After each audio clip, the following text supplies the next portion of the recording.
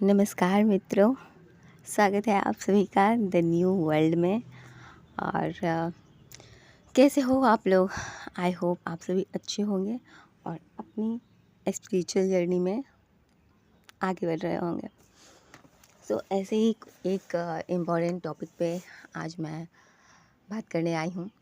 और वीडियो पसंद आए तो बने रहिएगा लास्ट तक एंड चैनल को सब्सक्राइब करिए, थोड़ा सा सपोर्ट करिए, बस चैनल को सब्सक्राइब करिए एंड हमारे वीडियो को लाइक करिए, शेयर करिए ताकि किसी और के लिए भी हेल्पफुल हो सके। तो आइए आज हम बात करने वाले हैं कि महादेव के हाथों में जो हम त्रिशूल देखते आए हैं, वो त्रिशूल आखिर प्रतीक किस चीज़ का प्रतीक है, क्या बतलाता है ये त्रिशूल। तो कुछ चीज़ें मैं आपको बताऊंगी, आप अपने साइड से भी जो हो कमेंट में आप लिख सकते हैं अपनी तरफ से, अगर आपको कुछ और चीज़ का ज्ञात है तो। इसे मैं अपनी समझ से कुछ चीज़ों को कवर कर रही हूँ इस वीडियो में। तो ये जो त्रिशूल है ये 3 गुण को प्रेजेंट करता है, सात्विक, राजसिक और तामसिक, यानी कि बैलेंसिंग। ये त्रिशूल बताता ही है बैलेंस को, संतुलन को, कि कैसे महादेव ने जो ये सृष्टि करता है उन्होंने एक संतुलन बना के रखा है। हमेशा हमने सुना भी है ना कि प्रकृति जो है अपना सुरक्षा स्वयं करती है, अपना संतुलन स्वयं करती है। ठीक वैसे ही तो महादेव ने जो है वो संतुलन किया हुआ है, जिन किसी भी गॉड को, यूनिवर्स को आप जिसे भी मानते हो। तो ठीक वैसे ही हमें अपनी लाइफ में ये 3 गुणों का जो समावेश है इसको संतुलित रखना है। ये चीज़ें बताती हैं कि अगर ये 3 गुणों का जब तक बैलेंस नहीं होगा, संतुलन नहीं होगा, तब तक हमारी ज़िंदगी और हमारा जन्म ऐसे ही आना जाने का जो फेरा है वो लगा रहता है। सात्विक गुण यानी सात्विक, राजसिक, तामसिक। चलिए सात्विक को हम बाद में कवर करते हैं, पहले हम तामसिक को लेते हैं। तामसिक यानी कि सारी निगेटिव ऊर्जा जो हमें लाइफ में आगे बढ़ने से रोकती है, हमारी आत्मा को ग्रोथ से रोकती है ना। मूर्खता, अज्ञानता, अपने आप को सही नॉलेज नहीं देना, सही अपने आप को सही आदतें नहीं होना, bad habits, bad patterns, negative belief systems, जितनी भी चीज़ें होती हैं जो हमें तमस की ओर लेके जाती है, निद्रा और काम वासना, गुस्सा, एंगर, जो भी चीज़ें हैं ये सारी निगेटिविटी में आती है। और मांस मछली का सेवन करना, शराब, गाली, ये सारी चीज़ें जो भी होती है निगेटिविटी, दूसरों को हार्म करना, सभी तामसिक हो गई। और राजसिक हो गया कि जो इंसान सुख भोग और वासना को अधिक इम्पोर्टेंस देता है, यानी कि नेम, फेम, ग्रोथ, तरक्की, मतलब सोलर प्लेक्सस से जो इंसान चक्र से जो इंसान डील करता है अपने मणिपुर चक्र से, सिर्फ मणिपुर चक्र से, है ना। तो वो जो इंसान हो गया ना, वो राजसिक प्रवृत्ति हो गया। अच्छा खाना, अच्छा पहनना, अच्छा अपनी सुख भोग की वस्तुओं का इस्तेमाल करना, मतलब उसको आध्यात्मिकता से कोई लेना देना नहीं है, ईश्वर से कोई लेना देना नहीं है। तो ये जो प्रवृत्ति हुई रास्तिक हुई। और सात्विक क्या हो गई, जो हमें ज्ञान की तरफ, मोक्ष की तरफ, एनलाइटमेंट की तरफ, समझ की तरफ, अंडरस्टैंडिंग, लव, अनकंडीशनल लव और लोगों की हेल्प, सत्य की ओर जो मार्ग ले जाता है, ये हमारा सात्विक हो गया, है ना। इसमें हम ईश्वर को पूजते हैं, अपने आत्मा से कनेक्ट होते हैं, परमात्मा से कनेक्ट हो गए, ये हो गया सात्विकता। अब अगर हम सिर्फ सात्विक हो जाते हैं, जैसे कि मैं किसी को गलत नहीं बोल रही हूँ, मैं I am not judging anyone, but जो भी ऐसे साधु या संत होते हैं जो अपने ऊपर काम करते हैं और तपस्या के लिए बाहर चले जाते हैं, खैर उनकी जर्नी है आत्मज्ञान के लिए, वैसे भी अकेले रहना ही पड़ता है ना। जब तक हम जितना अकेले नहीं रहते तब तक हम अपने आत्मा से, परमात्मा से जुड़ नहीं पाएंगे तो कम्प्लीटली। तो वो लोग चले जाते हैं। तो अब क्या हो गए, वो इन सुखों से, जो मटेरियल लाइफ की जो सुख भोग है, इनसे वो वंचित रह गए। इन्होंने उनका त्याग किया ये जान के कि हाँ ये छोटी चीज़ें हैं। या फिर सपोज़ कुछ लोग होते हैं जो पैसे को कहते हैं कि पैसा तो कुछ नहीं होता है, ये तो ऐसे वैसे। लेकिन अगर हम अर्थ पे आए हैं अगर हम यहाँ आए हैं, इस परिवार में आए हैं, इस समाज में आए हैं, इस अर्थ पे आए हैं, तो यहाँ के प्रति हमारी कुछ ना कुछ रिस्पॉन्सिबिलिटी बनती है, तभी हम आए हैं, है ना? तो हमें यानी कि इनके बीच रहना है तभी आए। अगर हमें इनके बीच नहीं रहना होता तो हमें भेजते ही क्यों? अब जिनको परिवार के बीच में नहीं रहना होता है तो उनके माता-पिता को पहले ले लिया जाता है ना? और वो बच्चे अनाथ आश्रम में पलते हैं। बहुत सारी चीज़ें ऐसी हैं जो आप देखोगे कि होती है। तो हमें यहाँ रहना है तभी हमें भेजा गया है। तो चीज़ों को सीखने के लिए ही भेजा गया है। लेकिन हमें अपनी समझ, अपनी चेतना, अपनी बुद्धि का इस्तेमाल करना है कि क्या सही है, क्या गलत है, किन चीज़ों को फ़ॉलो करना है, किन चीज़ों को नहीं करना है। तो जो आध्यात्म में पूरा उतर जाते हैं, तो वो राजसिक को पूरा छोड़ देते हैं और तामसिक का भी वो त्याग तामसिक का तो त्याग करते ही हैं। तो उसका एक नियत एक वो होता है कि कितना एक अनुपात होता है, रेशियो होता है, कितना इंसान के अंदर क्या चीज़ें विद्यमान होनी चाहिए, एक संतुलित ज़िंदगी जीने के लिए। तो सबसे अधिक जो हमारे अंदर गुण होना चाहिए वो होना चाहिए सात्विक का, देन राजसिक, उसके बाद तामसिक। तामसिक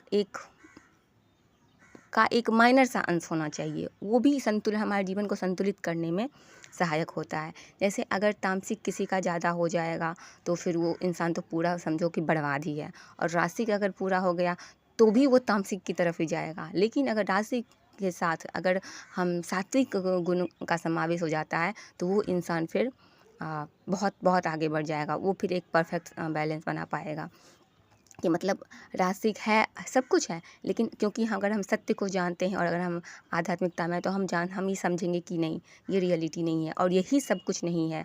ये जो सुख भोग 3D की जो लाइफ है, खाना पीना रहना जीना, सिर्फ यही नहीं है, इसके बियॉन्ड भी कुछ चीज़ें होती हैं जो हमको जानना है, जो समझना है। तो उसको उस चीज़ से अटैचमेंट नहीं रह जाएगा, उसके पास होगा भी तो उसको अटैचमेंट नहीं रह जाएगा, क्योंकि वो सत्य के मार्ग में प्रशस्त है। तो और ऐसा अगर हम कहें कि जैसे कि क्रोध हो गया, है ना? एंगर इश्यू जो होते हैं, तो वो नेगेटिव है। लेकिन अगर आप देखोगे तो देवताओं को देवता क्यों कहा गया है? देखो, अगर आप मैथोलॉजी वगैरह देखते हो तो आप देखोगे कि देवताओं के अंदर सारे गुण जो होते हैं वो बैलेंस होते हैं। वो रासिक भी होते हैं, देखोगे आराम से एक अच्छी गृहस्थ लाइफ जी रहे हैं, एक हैप्पी लाइफ जी रहे हैं, जहाँ भी हैं, जैसे भी रह रहे हैं चाहे वो। लेकिन वो भी आप देखोगे तो आप देखो कि हाँ, एक रासिक लाइफ जी रहे हैं, ठीक है? तो और तामसिक, अगर आप महादेव को देख लो तो क्या महादेव को एंगर नहीं आता है राइट जगह पे? तो आना होता है, लेकिन इसका जगह कब करना है और कितना करना है, और हमने किया तो फिर अगर अगर हम मतलब अवेयर होके गुस्सा कर रहे हैं, मतलब हमें पता है कि हम कहाँ कर रहे हैं, तो वही क्रोध सही जगह पे सही भी है। अगर महादेव को किसी दानव का अगर वध करना होता था या देवी को कोई दानव का वध करना होता है, तो उनके लिए उनके अंदर वो एंगर आना होता है, क्योंकि वो एंगर वहाँ पे, हालाँकि ये तो तामसिक है, लेकिन एक सात्विक इंसान के अंदर एक तमस आ रहा है, छोटा-सा अंश है, तो वो कहाँ ज़रूरी है, वहाँ पे उसका भी संतुलन होने के लिए ये गुण होना भी आवश्यक है। अब नींद भी तामसिक है, लेकिन निद्रा अधिक हो जाए तो तामसिक है। हमारे शरीर को, बॉडी को रेस्ट करने के लिए तो चाहिए ना, निद्रा चाहिए, तभी तो मतलब हम अपने आप को रिफ्रेश कर पाएँगे। तो यहाँ पे तामसिक का क्या हुआ, एक बैलेंस में हमें तामसिक पॉज़िटिव हुआ। तो यही, और सात्विक के साथ अब जो लोग जंगल चले गए तो वो तो मतलब चीज़ों को, अर्थ को ऑब्ज़र्व नहीं कर पाए, यहाँ की लाइफ को ऑब्ज़र्व नहीं कर पाए, उन्होंने पूरा ही इस लाइफ को कट ऑफ कर दिया। तो इन चीज़ों का तो एक परफेक्ट बैलेंस क्या है कि आप, सबसे पहला जो इम्पोर्टेंट होना चाहिए वो होना चाहिए आध्यात्मिक विकास। आध्यात्मिक विकास अगर है तो अगर मान लो कि इंसान के पास अगर हम अपने बच्चे को, सपोज़ अपने बच्चे को अगर आध्यात्मिक ज्ञान दे रहे हैं, तो अगर वो बच्चा जो है, अगर उसके पास कोई मटेरियलिस्टिक चीज़ ऐसे नहीं भी होगी ना, तो उसके लिए टूटेगा नहीं। अगर उसे रोटी कपड़ा बेसिक नीड्स की पूरी हो रही है और एक्स्ट्रा नहीं, तो वो टूटेगा नहीं। उसको पता है कि हाँ, ये चीज़ें हैं, होनी हैं, सही समय पे सही चीज़ें होती हैं, और उस चीज़ के लिए वो परेशान नहीं होगा, किसी भी चीज़ के लिए, किसी भी वस्तु के लिए, किसी भी इंसान के लिए, क्योंकि उसके पास वो ज्ञान है। तो सबसे पहले अपने अंदर, अपने बच्चों के अंदर ही हमें ये कोशिश करना है कि एक आध्यात्मिक ज्ञान आए। तो ये सबसे ऊपर की चीज़, ये पहली प्रायोरिटी। Then second रासिक। तो हमको ये तीनों चीज़ों का जो है ये बैलेंस करना है अपने जीवन में, और यही बैलेंस इंसान नहीं कर पाता है, चाहे कोई भी हो, बड़े से बड़े ज्ञानी हो, और मैं भी बता रही हूँ। तो ऐसा नहीं है कि मेरा पूरा ये जो गुण है वो बैलेंस है, कुछ न कुछ कम ज़्यादा होते रहता है, लाइफ है, कंडीशन के अकॉर्डिंग। लेकिन इसका जो तात्पर्य है वो यही है कि हमें उस स्टेज में पहुंचना है जहाँ पे ये तीनों गुण का जो है वो बैलेंस हो। वो जो दानव होते हैं, दानव क्यों होते हैं दानव? दानव अपनी लक्षण से ही दानव होते हैं ना, जैसे कि उन्होंने उनकी जो गलत हैबिट्स हैं, गलत पैटर्न है, लोगों को हार्म करना, इसलिए वो दानव है ना। सिर्फ तामसिक में ही है, ऊर्जा में है, इसलिए वो दानव है। लेकिन दूसरी तरफ अगर हम ईश्वर की तरफ देखें, गॉड की तरफ जिनको भी हम पूजते हैं, तो उनका जो है राजसिक, सात्विक और तामसिक, सबसे पहले सबसे ज़्यादा अधिक सात्विक होती है। तो ये चीज़ें गुण जो होता है उनके अंदर बैलेंस होता है ना। वो संतुलित होते हैं हर हर तरह से, कि देखो तो अगर जहाँ वध करना होता है दानवों का, या जहाँ पे ज़रूरत है एंगर की, वहाँ उन्हें एंगर करते हुए भी दिखाया जा रहा है। सेम वैसे ही है, अगर हमारी लाइफ में हम देखेंगे कि कैसे, किस जगह पे कब ज़रूरत है, कितना क्रोध करना आवश्यक है या नहीं आवश्यक है, तो नहीं करना है। लेकिन अगर किसी ने हार्म किया और वहाँ अगर आप थोड़े स्ट्रिक्ट नहीं होंगे और थोड़ी अपनी वो तामसिक चीज़ें नहीं दिखाएंगे, तो यहाँ पे हमारा लॉस है।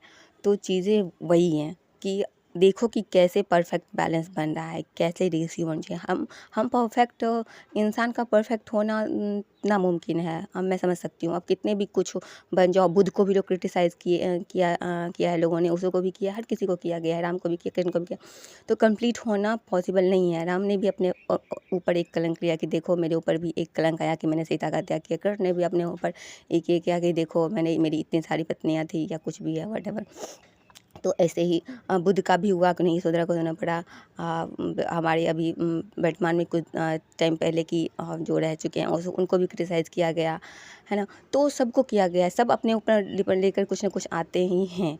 तो इस चीज़ पे हमें फोकस नहीं करना है, लेकिन हाँ, हमें सुधार करना है कि हम कितना कर सकते हैं। ऑब्जर्व करने के लिए अपना अवलोकन करके कि कितना किस चीज़ की ज़रूरत है, उसको बैलेंस करने की कोशिश ज़रूर करना चाहिए कि हाँ ये चीज़ है, इसको लिस्ट से हटाओ, हाँ इसको लिस्ट में ऐड करो। तो यही कि हमें अपना स्पिरिचुअल ग्रोथ करना है, और साथ में अर्थ पे रह के, यहाँ चीज़ों के बीच रह के काम करना है। खुद को भी खुश रखना है, लोगों के लिए भी कुछ करना है, उनको भी खुश रखना है। और जहाँ पे जितनी ज़रूरत है तमस की, हालांकि वो तो 1% भी रखो तो बहुत है। तो अगर उसकी भी ज़रूरत है जहाँ पे, तो वहाँ वो भी रखना होता है ना। अब जैसे ये जो होते हैं दानव का सबसे बड़ा जो होता है कमज़ोरी क्या रहा है, लालच। हमेशा लालच जो होता है ना, वो सबसे गिरे हुए लेवल का जो है वो तमस ऊर्जा है। तो ये लालच से लोभ, क्रोध जो होता है, काम, ये जो होता है ना, ये तमस का सबसे मेन चीज़ है, लोभ, क्रोध, काम। ठीक है, तो इन चीज़ों से, इन प्रवृत्तियों से हमें कोशिश करना है कि हम निकले। अब जैसे कि अब हाँ, अब ये जो काम वासना है, ये भी कहीं न कहीं नेगेटिव में रहता है, लेकिन कुछ भी ये ओवर आता है नेगेटिविटी में।